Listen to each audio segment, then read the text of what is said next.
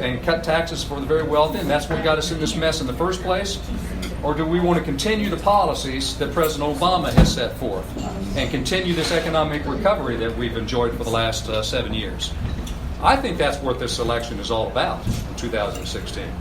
And I'm going to be somebody who believes that we ought to continue the economic policies that continue for us to grow this economy so that we can catch up with the wage stagnation that Bernie Sanders has been talking about.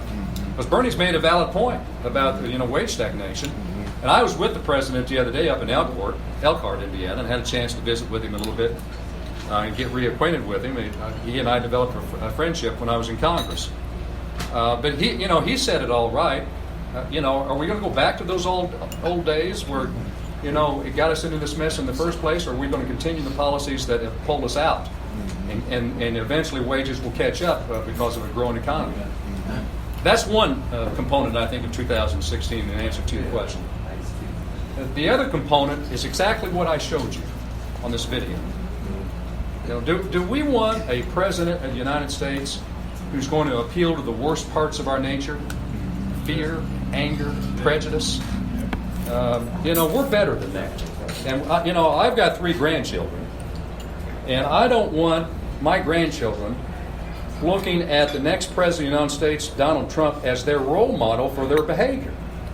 And that's why I think this election and the stakes are so high. I'm going to tell you one last story, and then I'm going to sit down and shut up and listen to what you have to say. In 2008, I endorsed President Obama. And in southern Indiana, that was politically a mistake for me because I knew that Hillary was had a lot more support in southern Indiana than the president did. But I saw something in Barack Obama that I liked, and I thought it was time that we had the first African-American president in the history of this country. As it turned out, I was right. And I told my staff at the time, I said, now look, hunker down here. Everybody's Hillary supporters, so we're going to catch a lot of political flack. And we did, believe me. What I didn't see coming was the racist remarks that were flooding into my office. I think the country has come a long way, but boy, do we have a long way to go yet. And that was a real wake-up call for me when I got all those phone calls into my office. I had people that I had known for over 20 years that were political allies of mine that were saying things that they should not have been saying. And so that's the reason why I come back to 2016. We can't allow this ugliness to emerge. And once you let that genie out of the bottle, it's hard to put that genie back into the bottle. And we've come a long way, and we don't need to be taking 2 steps, maybe 10 steps backwards in this election with the election of Donald Trump. And I've asked my opponent to denounce the things that he has said about women, about Latinos, about people with disability, which is the video I just shared with you, about African Americans, and he will not do it, and I'm going to hold him accountable in this election. Because I think it's important for us to be saying we don't want this as the mentality of America. If we believe the things that Donald Trump is saying, then we might as well just kick the Statue of Liberty into New York Harbor because it won't mean anything anymore. And America will be a different place to live in. And I don't think I'm being melodramatic about this. I think I'm telling it like it is. So with that said, I'll sit down and listen to what you have to say. Annette? Good morning to everybody. Good morning. Thanks for coming out. I just wanted to share that, remember that Barron Hill is running for U.S. Senate, so that would cover the entire state. That's what I was going to ask. Indiana. So that's his district, so U.S. Senate. And Barron, could you just share with them how important it is that you are there in the Senate, because all we have right now is Joe Donald. And yes. Tell them the significance and the historical piece, because we haven't had anyone there since. Yeah. I'll let him share that. Yeah, if I get elected, and I think I can, then it would be the first time that we've had two Democrats from Indiana in the United States Senate since Birch Bayh and Vance Harkey. And so for me personally, it's time for this to happen. In the 70s. In the 70s, yeah. It's been a long, long time. But I'll be honest with you, folks. She just shared a story with me. You was at a retirement home, you say? And she was handing out my bumper stickers and letting people know who I was. And they didn't know who I was, right? They did. So, I've got a lot of work to do here in Marion County. I can't win this election without winning Marion County. And I can't win Marion County unless I have the African American community behind me. And I need your help. I'll just make it plain and simple. I really do need your help. We need to get this vote out, especially in the areas where you have the most influence. Oh, No problem. Mr. I have a question for you. Yeah. How do you feel about what's your stance on minority businesses? I'm partner in a investment banking firm, minority owned. How do you feel about, how do you advocate for minority businesses? I think that we should be advocating for it. The word affirmative action is a word that has certain connotations in the white community, but I happen to believe that we need to be reaching out to the African American community and helping minorities with minority-owned businesses. As a matter of fact, there is a guy that I used to play basketball against down in North Vernon, Indiana, who was has a minority-owned business, and he's a big supporter of mine. So I probably ought to link you up with him. Who is it? I'm having a senior moment all of a sudden. You play football against him? I played basketball against him. And I don't know why I've drawn a blank, because I know the guy very well, but I'm drawing a blank. Real quick, there's this I can't frame it because I don't understand it, but there's this urban rural conversation going on right now within the state of Indiana. Right. Where are you on that conflict between development within the urban communities and focusing in on what the needs are in the rural communities? I'm not clear on what In the that's school about. system? No, this is evidently there were some grants that were made available, and some communities had access to it, other communities did not, and so there was a conflict between urban development and focusing in on what the rural needs were within the state of Indiana. And I'm not clear what that's about. Are you familiar with this conflict? It was in the Indiana Business Journal. It was on the front page of the Indy Star. You familiar with that conflict between urban and rural communities in Indiana? I'm not, I'm sorry to say. All right. I don't know what I'll what pull you're up one of the talking about. articles and I'll show you one of the front page articles, and Yeah. I really would like to get your take on that. Okay. I've got his first name so far as Bill, but I'm going to have to keep on thinking about what that last name is. Who is it? Is it Goins? Bill No, it's Goins? not. That's over in Rushville. What type of business is it? Do you remember that? It's a construction business. Is it, are they brothers? Yes. Harmon? Yeah, Harm. Billy Harm. Those are clients. Yeah. Are they? Absolutely. Now, Billy Harmon's a good friend. I'm embarrassed that I couldn't remember his last You name. know Harmon, right? Just closer there. Bill Harmon Steel. Yeah, right? Yeah. Yeah, we're clients. Yeah. As a matter of fact, Bill held a I knew that's what we're fundraiser. talking about, though. Huh? I knew that's who you were talking about. Yeah. Thank Not you. anywhere. One of the things that interests me that I see is very important is faith-based ministry, where a lot of the ministers are playing a very important role in dealing with our youth. So the first thing that I would look at is your role. What type of funds or grants could be granted to those ministers that could be identified? Not everybody that says they faith-based, but I'm talking about those that are actually hands-on with young people. How could money be pulled from a national level to get some of the things done that's needed to be done in our Right. community? Well, that's a program that was first put forth by George Bush. I'm not a big George Bush fan, but I have to say that this program has worked with the faith-based community. The problem is that earmarks, do you know what those are? Yeah. They've been taken away Okay. from members of Congress for political reasons, which I think was a huge mistake. That no longer do people like myself or any other member of Congress or member of the Senate has the ability to go and earmark specific funds for those kind of programs anymore. It has to be advocated by me going to a bureaucrat and say, this is important to the Indianapolis community, and we need a grant to come here for a specific reason. My last question. Based upon Indianapolis, who's your lead person that's going to be out there? You need grassroots people out there campaigning for you. Who's the person that you have in charge of Marion County In my own campaign or outside of my campaign? inside? Well, I have a campaign crew of 10 people. And Spencer Valentine is my political person. Okay. And he's the guy that is the go-to for things that you want me to do. Okay. So I'd be glad to help you, but also graciously, Annette Johnson's been offering to help us reach out and coordinate, do church coordination. Okay. I don't know if that's what you were talking about. Well, yeah, I asked him if it was inside the campaign or outside, and he said inside, so that's the reason why I put Spencer with it. Annette has been very Either of helpful. us are great folks for you to talk to, and I'd love to help them. How do you handle the with the I think with the rhetoric being different, I mean, with you having the Republicans not willing to cooperate or anything, how are you going to do things differently? Because what I sense is a lot of times, even with our local politicians, it's the status quo. And so if you're going to go in and be something different from Southern Indiana, it's very different. Having traveled the state before, and I'm just curious to how that's going to work for you. I mean, there's no change in dialogue in D.C. It looks like. It seems like there's no change in statewide politics here in Indiana. And so if you're going to stem the tide, I'm watching the moves the Republicans have made. You had a governor who came out against Trump, now he's saying he's on the team, and those kind of folks are all jumping on board. You had Riley jumping on board. And how are you going to go back and face the Congress that's not wanting to move anything, and the Senate that's not wanting to move anything beyond the status quo? You're talking about bipartisanship. Yep.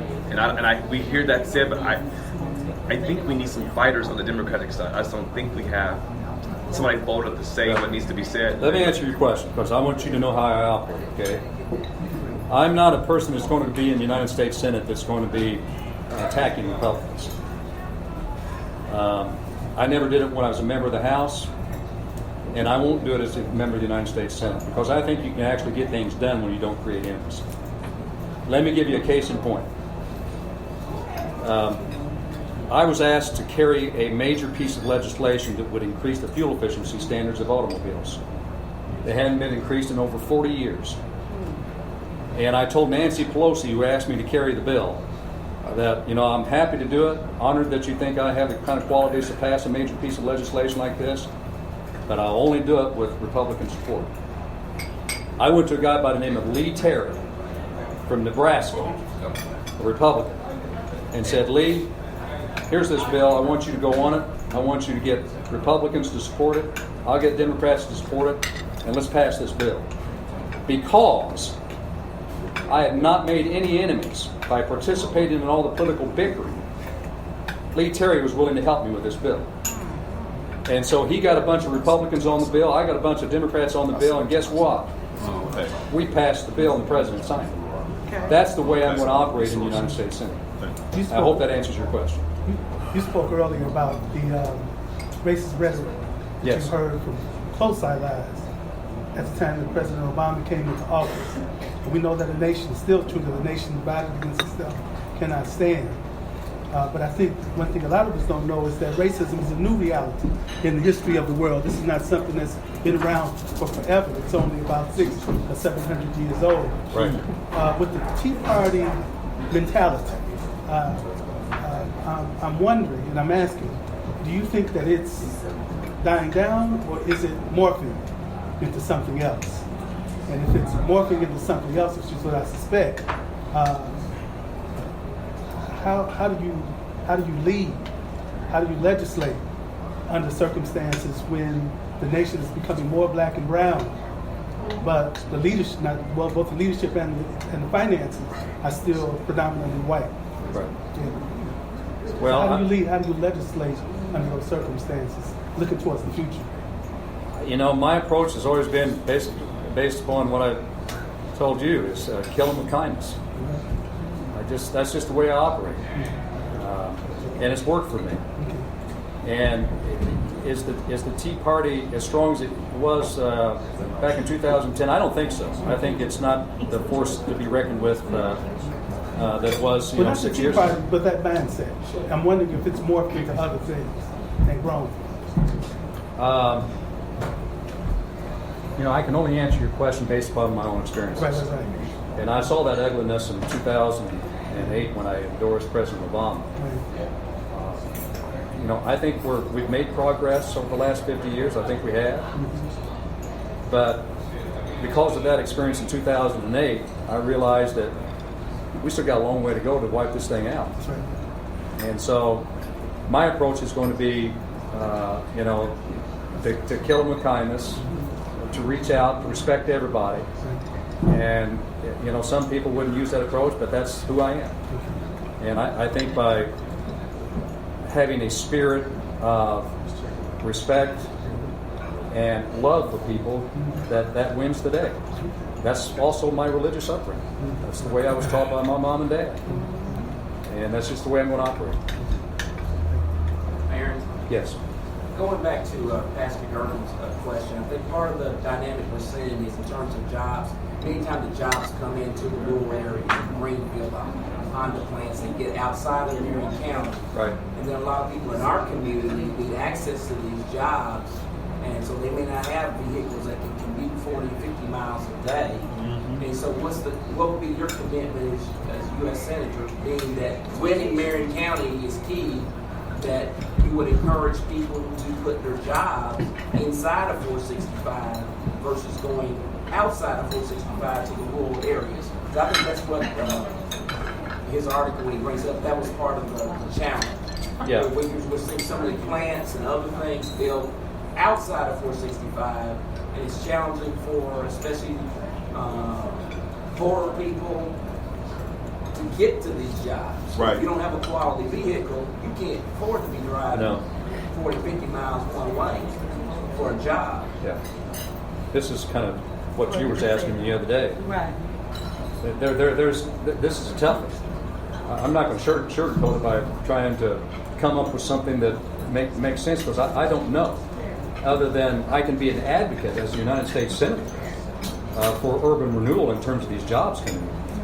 If there's a company that is thinking about coming into Indiana, and John Gregg is the governor, and I hope that he is, then I want to work with John to say, inner city Indianapolis is a good place for that factory or that place, that small business to operate.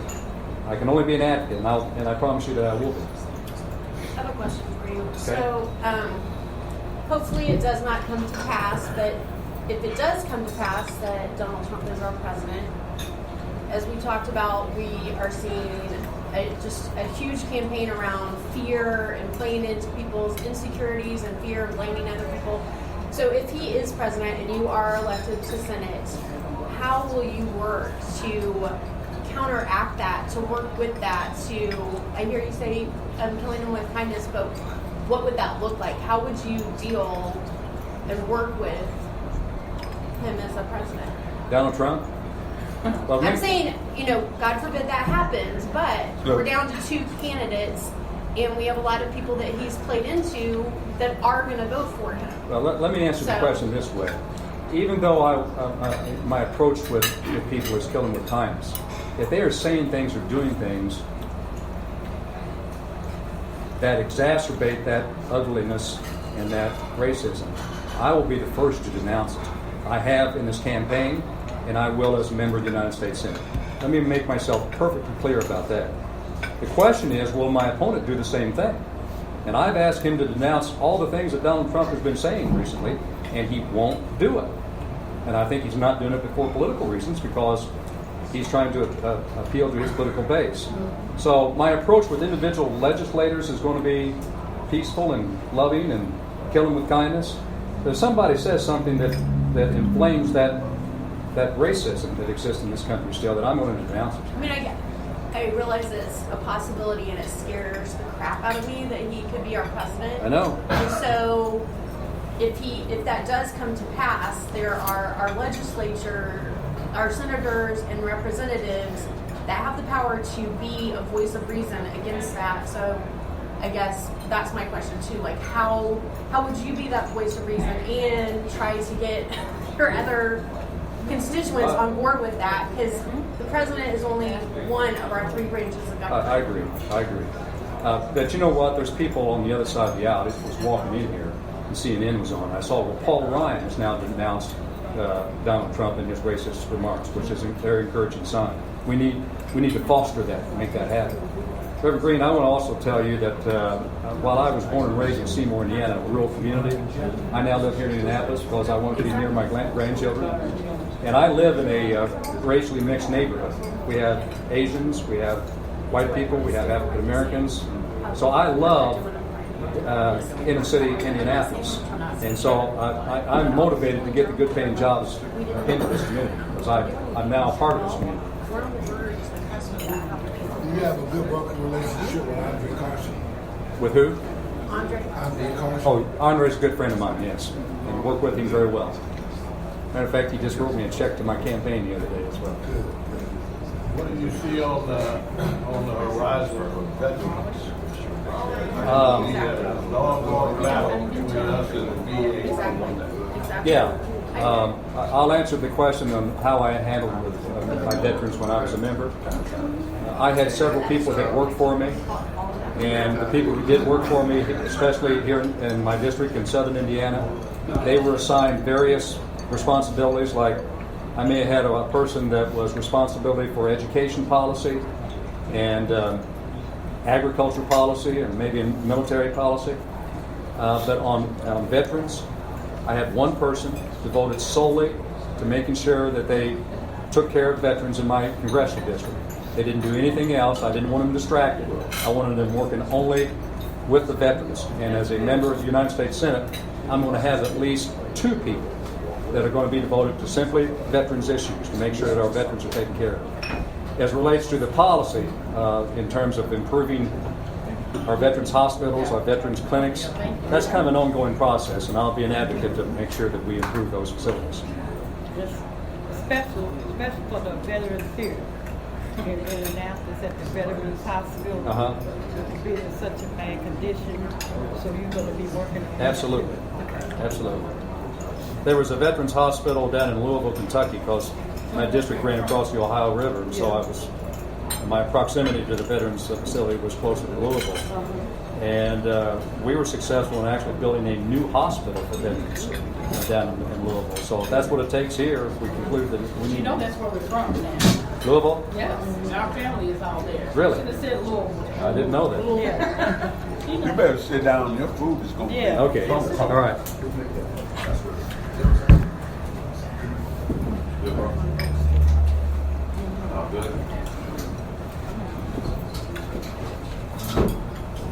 Thanks for sharing.